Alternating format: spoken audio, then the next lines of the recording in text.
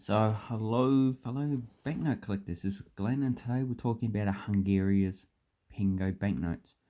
So, the Pengo banknotes were introduced in 1926, and they replaced the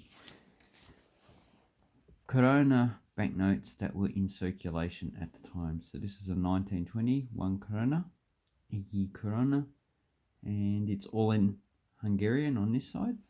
And on the back we have just a denomination in various different languages. So we have German, I think that might be Romanian, probably Serbian, Slovenian, and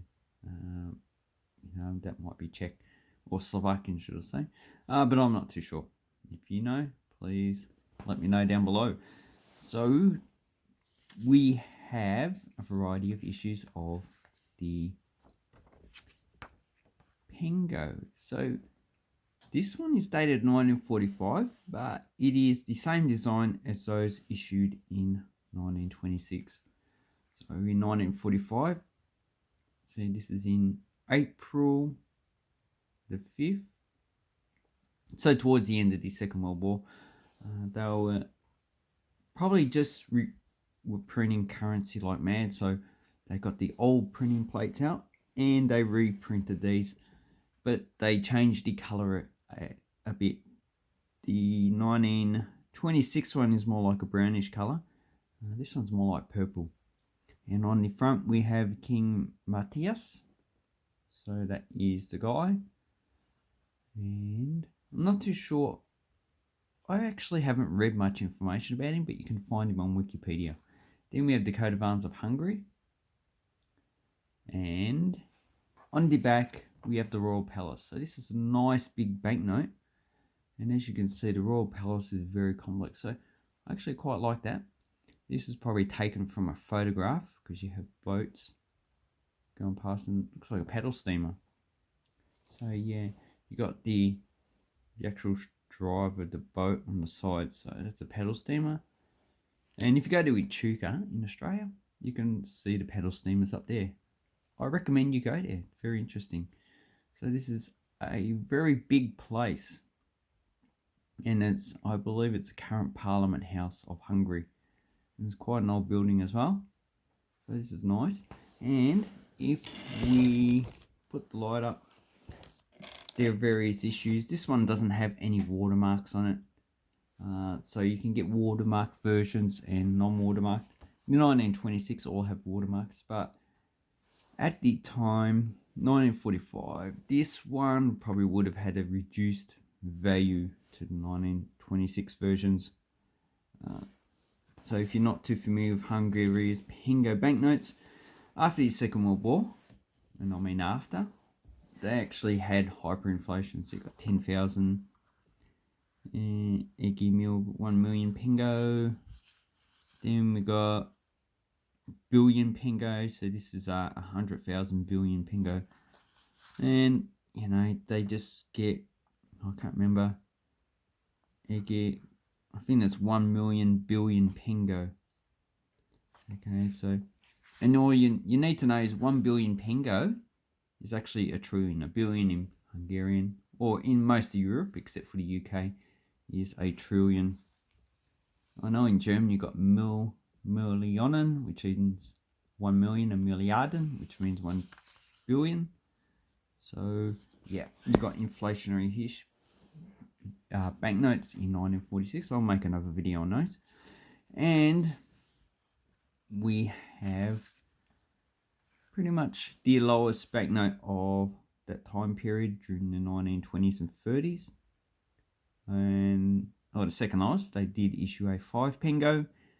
Then in 1938, they issued a 50 filler, which was issued as a proof, and a 1 and 2 Pengo was issued in circulation. Not too sure why they issued those low value denominations. Maybe there's some economic problems with issuance of currency in silver, and that's probably why.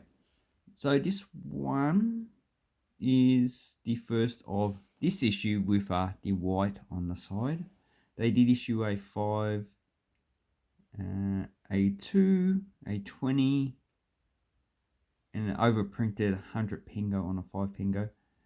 But this issue seems to be one of the better issues. So it has the patron Hungary, so that's a woman, has Madonna and child, so that's supposed to be Jesus. And you can find those on the earlier currencies as well, especially those of Maria Theresa. And this is 22nd December 1936. Quite a nice banknote, would have been used up until the end of the World War II inflation period. And here we have equestrian statue of Saint Stephen. So that's quite an old statue, it's nice. And we have the value in different languages that exist around. And if we look at any watermark, no. So they did issue banknotes of these in 1945 because this version was pretty much replaced.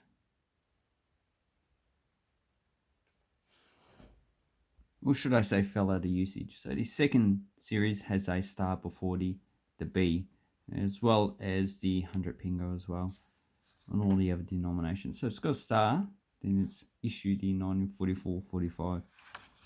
Then we have the 100 Pengo. So this is quite a large banknote, as big as the other 100 Pengo banknote. So this one is a single year print, 1930, and it has King Matthias on the front of the banknote. So King of medieval Hungary, and we have the coat of arms again with 2 angels on the side. Quite a nice banknote. I don't really see any watermarks. There should be. No, actually I don't. What I do see is the fine print as a background, so that would cover up any watermark pretty much, but it's also good for security reasons. And on this side we have the Royal Palace in Hungary. So it is the same image, just a smaller one, that we see on the large Hungarian banknotes. So we've got this large version and this is the smaller version without the actual boats in the front. And you've got more of the plants in the actual foreground. So that's a nice, and it also has a nice beautiful eagle up the top with a sword, carrying a sword. Why would an eagle be carrying a sword? Yeah, maybe it just wanted to make a nice sword nest. And during this Russian occupation, so after around about early 1945, the Russians issued their own banknotes temporarily. Hungarians still issued theirs, but you know, the occupying power has all the say in what happens. So I've got a poor grade 1 Pengo, and this has the serial number, so it's all in Hungarian, they're all dated 1944. And if you know anything about the Russians and the US issuance of currency during the Second World War, they both did issue currencies for certain places. And here we have a 20 Pengo. So I believe that the 20 is the most common denomination to get. And these ones had the issuance of the 1, 2, 5, 10 and 20 Pengo, 50, 100 and 1000. So there is no 500 or whatever in between the 100 and 1000 Pengo. And the 50, 100 and 1000 are pretty hard to get, especially the 1000. So these should all have security serial numbers, and it's all in Hungarian as well. So these ones are a bit harder to get.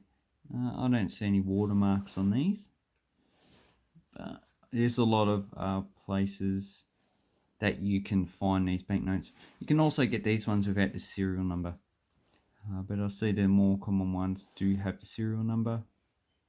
And without the serial number, you can get them in other denominations, but not in the higher ones. They usually have 2 different serial numbers. So this is where we get to see the value of these banknotes. So the lowest banknote I can find is the Russian occupation is this one here, the 20 Pengo. For you're buying it for $15, so pretty much $5 plus about $9 postage. Just remember, if you're buying overseas, it comes from Italy, you need to pay 10% tax. So I just rounded up to the nearest dollar. Then we got the 100 Pengo from 44.45. Should have the star before. Okay, so yep. See, this one has the star before the serial number, and this one does not. So you can see that's how you tell the difference between the 1930 and the 1944-45 issue. And let's go back. That's a bit expensive, $25. And you can see you got the 50 Pengo, $30, but you know, you're paying $50 pretty much. So the Russian occupation coin banknotes are quite expensive. The 20 is the lowest. Obviously the 1 is the second lowest that you can get. But then you got 50, 20. Do we see any 100s? It's a poor grade 100. If you need a space filler, then that's a good one to get. Another poor grade 100. Yeah, you can see, yeah, the 100 seems to be a little bit low. This one is easier to get. You got the 2. Yeah, so these Russian ones, a lot of them also you can get for quite a low value. The 100s in poor grade is low value. Got 20. Ooh, yeah. I don't see a 1000 Pengo. No, so that should be the hardest to actually get. And here we have some silver coins from Hungary as well. So here we have some 10 Pengos. So you can pick them up for like $4. They should be in pretty good condition. Then you got the earlier 1945 issue as a 10,000. Then you got this set here. So these are probably the better sets to actually get. So this is a large set, has quite a few banknotes. Let's have a look and see what banknotes it has. So it has high denomination banknotes. And yeah, that's if you wanted to buy the inflation series, that's a good thing to bid on. I probably wouldn't bid more than $30 for that. Then we have, you know, you can get uncirculated for $10 to $12. So that is, if I was going to buy one, I'd just buy one for that price. Now, my collection is grading up. It means I will start to buy more banknotes that are in better condition. You know, not the really tacky ones. Those ones I'll probably just resell because, you know, those ones are not really investment grade. And let's have a look at the 100.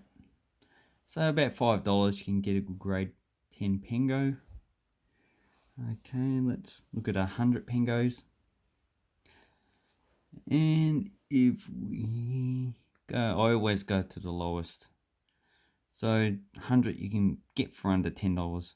So in pretty good condition. Here is one from 1930, $6. If you want an uncirculated one, you're going to be paying for a higher price, probably $10 to $20, I'd say. So this one's pretty good, $7. So obviously the 100 Pengo is not that scarce to get. And well, basically you can do this for each denomination. So you can put in 20 Pengos, 50 Pengos. whatever denomination, and just check the actual value. So I hope this helps you with Hungarian currency, and next time I'll be making one on the foreign system and the inflation banknotes in the future, but I'm not going to make those consecutive weeks. So thank you very much. I'll leave a link down below to eBay so you can probably try and buy these free 100 Pengo banknotes, $5 each. Seemed like a pretty good deal to me. And have awesome coin and banknote collecting time. Thank you and goodbye.